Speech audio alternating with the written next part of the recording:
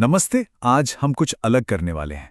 हम सीधे एक हॉस्पिटल अटेंडेंट की ट्रेनिंग हैंडबुक के पन्ने पलटने जा रहे हैं, ये देखने के लिए कि जो लोग देखभाल की पहली लाइन में खड़े होते हैं उन्हें आखिर सिखाया क्या जाता है। कभी सोचा है कि जो लोग हमारे सबसे मुश्किल वक्त में हमारी देखभाल करते हैं उनके दिमाग में क्या चलता है? देखिए, ये सिर्फ हमदर्दी की बात नहीं है, ये तो हुनर और मुश्किल से मुश्किल हालात में भी एकदम शांत बने रहने का एक कमाल का कॉम्बिनेशन है। तो चलो सीधे सोर्स पर ही चलते हैं, है ना। हम इस मैनुअल से वो काम की बातें निकालने वाले हैं जो शायद हम सबको थोड़ा और तैयार महसूस कराएं। तो फिर शुरू किया जाए। देखो, किसी भी फील्ड को समझने का पहला स्टेप होता है उसकी भाषा को समझना, और मेडिकल की दुनिया भी इससे अलग नहीं है। तो चलो कुछ बहुत ही बेसिक लेकिन उतने ही जरूरी शब्दों से शुरू करते हैं। एक्यूट और क्रॉनिक। ये दो शब्द हम सब ने सुने हैं, है ना। पर क्या हम वाकई इनका मतलब समझते हैं? देखो, एक्यूट का मतलब है कोई ऐसी चीज जो अचानक और तेजी से आए, जैसे अस्थमा का अटैक। और क्रॉनिक मतलब वो जो लंबे समय तक चलती रहे, जैसे आर्थराइटिस। ये छोटा सा फर्क है पर बहुत ही जरूरी है। एनपीओ या नील पर ओस, ये शब्द शायद सर्जरी से पहले सुनने में आता है। इसका मतलब बहुत सिंपल है, मुंह से कुछ भी नहीं लेना। और यह मरीज की सेफ्टी के लिए, खासकर एनेस्थीसिया का टाइम पर बहुत ही ज्यादा जरूरी होता है। और ये रहे कुछ और शब्द जो हर हेल्थ वर्कर की डिक्शनरी में होते ही हैं। एडेमा मतलब सूजन, जॉन्डिस यानी पीलिया, और स्टेराइल मतलब एकदम कीटाणु मुक्त। इन शब्दों को जानने से ना डॉक्टर या नर्स से बातचीत करना बहुत आसान हो जाता है। तो अब जब हमने भाषा की बेसिक बातें समझ ली हैं, तो चलो देखते हैं कि ये शब्द असल चोटों पर कैसे फिट बैठते हैं।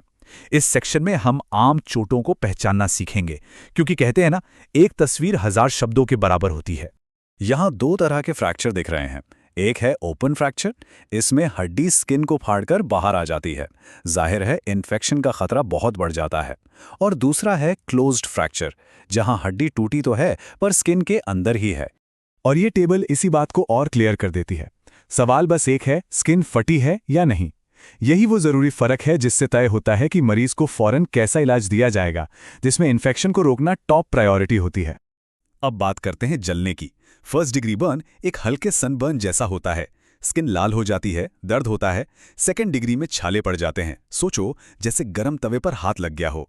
लेकिन थर्ड डिग्री वो सबसे सीरियस है, ये स्किन को पूरी तरह खत्म कर सकता है और नसों को भी डैमेज कर सकता है, जिससे वो हिस्सा अजीब तरह से सुन्न पड़ जाता है, उसमें कोई फीलिंग ही नहीं रहती।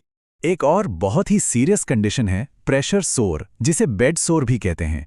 ये उन मरीजों को हो सकता है जो बहुत लंबे समय तक एक ही पोजीशन में लेटे रहते हैं, और ये सिर्फ स्किन पर हल्की सी लाली से शुरू होता है और धीरे धीरे एक बहुत गहरे और दर्दनाक घाव में बदल सकता है। ये हैं इसके 4 स्टेज। स्टेज 1 में तो सिर्फ स्किन का रंग बदलता है, पर स्टेज 4 तक पहुंचते पहुंचते डैमेज मसल्स और हड्डियों तक चला जाता है। ये बात हमें जोर देकर याद दिलाती है कि मरीजों की पोजीशन को लगातार बदलते रहना कितना कितना जरूरी है। अच्छा, अब बात करते हैं उन सिचुएशंस की जो अचानक होती हैं और काफी डरावनी लग सकती हैं। अगर किसी को दौरा पड़ जाए तो क्या करना चाहिए? क्या किसी को बताए? सही जानकारी होना यहाँ बहुत बड़ा फर्क डाल सकता है। अक्सर ना लोग सीजर और कन्वल्जन्स यानी दौरा और एंटन को एक ही चीज समझ लेते हैं, पर ये अलग हैं। दौरा जो है वो दिमाग के अंदर एक इलेक्ट्रिकल गड़बड़ी है, और एंटन मतलब शरीर का कांपना, वो उस दौरे का एक बाहरी लक्षण हो सकता है। और ये जानना इसलिए जरूरी है क्योंकि हर दौरे में शरीर कांपे ये जरूरी नहीं। चलो, अब तक हमने काफी कुछ सीख लिया है, तो अब एक छोटा सा टेस्ट हो जाए। देखते हैं कितना याद रहा। सीधे इस हैंडबुक से एक छोटा सा क्विज। तैयार है सब? तो ये रहा पहला सवाल।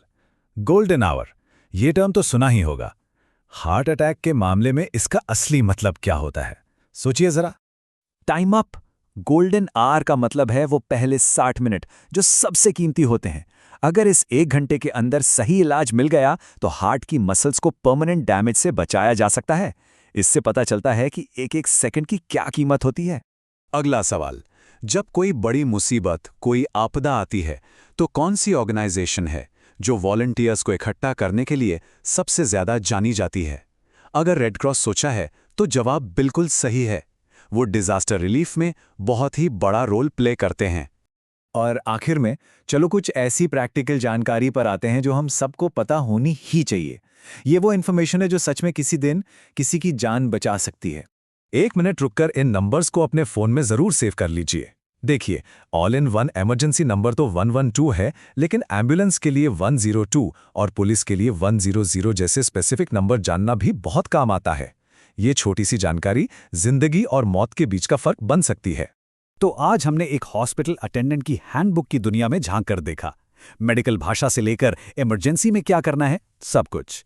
अब बस एक पल के लिए सोचिए, आज जो कुछ भी सीखा उसमें से वो कौन सी एक चीज है जिसे दूसरों के साथ शेयर किया जा सकता है? क्योंकि आखिर में नॉलेज बांटने से ही तो बढ़ती है। सुनने के लिए बहुत बहुत शुक्रिया।